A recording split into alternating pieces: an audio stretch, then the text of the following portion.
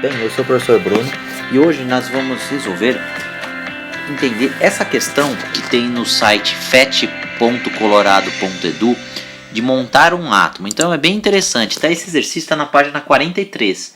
Então a gente vai fazer alguns modelos e ensinar como que funciona essa montagem de átomos. Lembra que a gente tinha discutido sobre a teoria atômica? Nós falamos primeiro a teoria de Dalton, que para ele a matéria era feita de era um átomo, uma esfera maciça, indivisível e indestrutível. Depois veio a teoria de Thomson, que ele disse que a matéria era feita de prótons e elétrons, como chamado pudim de passas, ou seja, eram bem distribuídos uniformemente. Depois veio a teoria de Rutherford, que o átomo possuía um núcleo, onde possuía prótons e nêutrons, e em volta no núcleo giravam os elétrons. Então, a gente vai usar a teoria de Rutherford e Bohr para resolver a montagem de um átomo. Vocês estão vendo aqui que tem uma tabela periódica, aqui no lado dos elementos.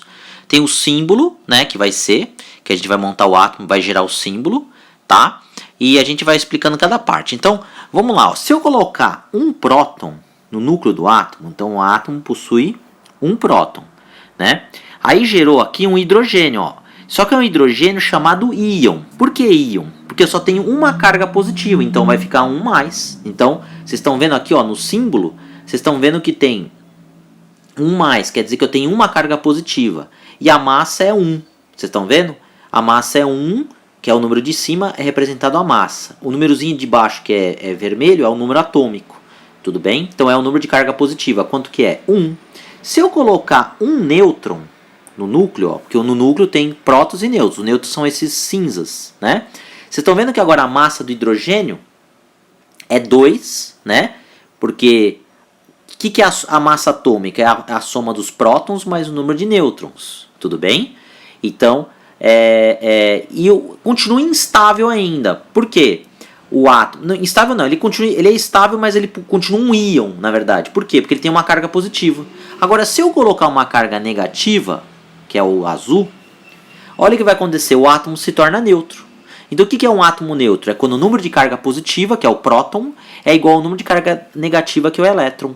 Então, temos aí o quê? Agora um átomo neutro. Está vendo que o H, o hidrogênio, agora virou 0, não é mais 1, né? A massa continua sendo 2 e o número atômico continua sendo 1, porque eu só tenho um próton. O que faz o número atômico é o número de prótons, que é esse vermelhinho aqui. E a massa é a soma do próton mais nêutron. Eu tenho um próton mais um nêutron no núcleo, né? Que vai dar a massa 2. Agora, se eu, por exemplo, colocar, no caso, se eu colocar mais um próton, né? Olha o que vai acontecer, que interessante. Olha lá, foi para o hélio, né? O hélio é um gás nobre, mas ele virou um íon novamente. Por quê? Porque o número de carga positiva, que é 2, tá vendo? Eu tenho duas cargas positivas e uma carga negativa, que é o elétron. Então, mais 2 com menos 1 vai dar quanto? Vai dar mais 1. Então, por isso que está esse mais 1, o hélio. Né? E a massa ficou 3 por quê? Porque agora eu tenho 2 prótons e um nêutron. A massa atômica, não se esqueça, é próton mais nêutron. E o número atômico é 2. Por quê? Porque eu só tenho 2 prótons, que é esse laranjinha, meio avermelhado. Tudo bem? Agora, se eu acrescentar mais um elétron, olha que interessante.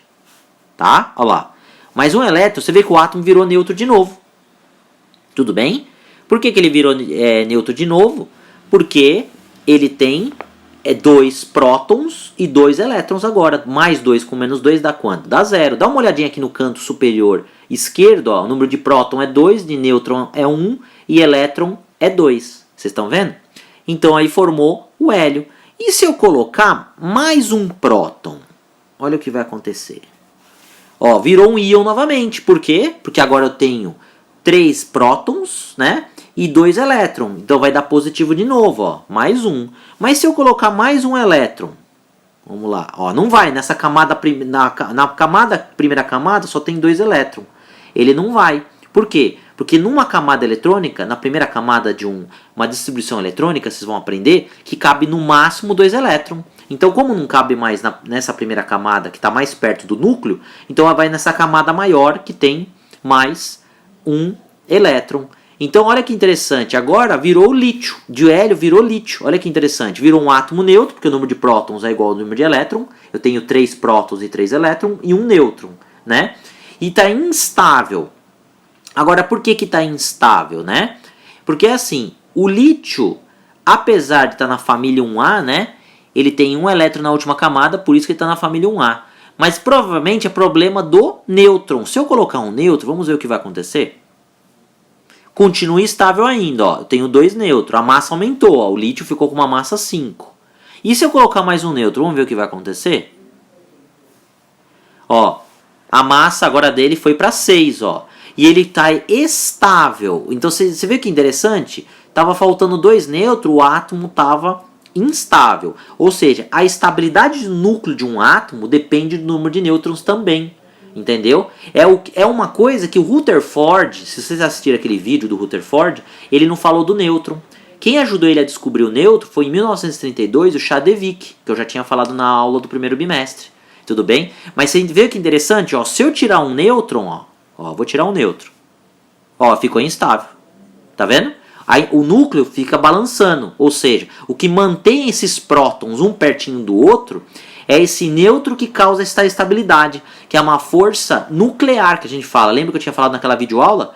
O que fazia o núcleo ficar estável? Era uma força nuclear. O que era essa força nuclear? São forças não elétricas e não gravitacionais, que a gente chama de força nuclear, né? E na verdade, o que mantém essa força nuclear? A resposta é o nêutron, que tem massa, mas não tem carga. Olha que interessante. Então, a estabilidade de um átomo depende da sua força nuclear. Tudo bem? Agora, se eu, por exemplo, aumentar mais um próton, olha o que vai acontecer. Virou berílio, que é da família 2A. Certo?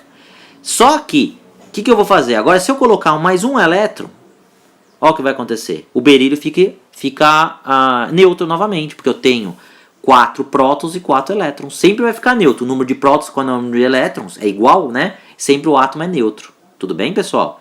Então, a montagem do átomo é isso. À medida que você vai montando, né? O átomo entra nesse site aí. Dá para vocês brincarem.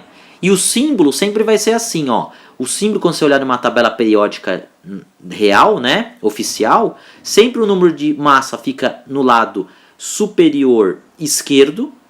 E o número de prótons fica no lado inferior esquerdo. Tá? Antigamente, o número de massa fica do lado direito do átomo. Né? Tava no lugar desse zero aqui. Mas depois eles convencionaram que fica tudo do mesmo lado. Foi o lado esquerdo, a massa fica no superior. E o número de prótons ou o número atômico fica no lado inferior esquerdo. Tá bom? Tudo bem, pessoal? Mas, se vocês quiserem brincar mais, ó, se vocês colocarem mais um próton, ó, agora virou um boro, ó, que é da família 3A. Agora, se eu colocar mais um elétron, fica estável de novo. Ó, eu tenho 1, 2, 3, 4, 5 prótons e 5 elétrons. Ó, tá vendo? E aí a família... Por que tá na família, o boro está na família 3A? Porque ele tem 3 elétrons na última camada. Essa última camada aqui também é chamada camada de valência. Tá? O que é a camada de valência? É a última camada. É a última camada que você detecta que em família que o átomo está. Então, por exemplo, o boro está na família 3A porque ele tem na última camada, que é essa camada maior, esse raio maior, tem 3 elétrons, ó. Tá vendo? Se eu colocar mais um elétron, ó, que interessante que vai acontecer, né?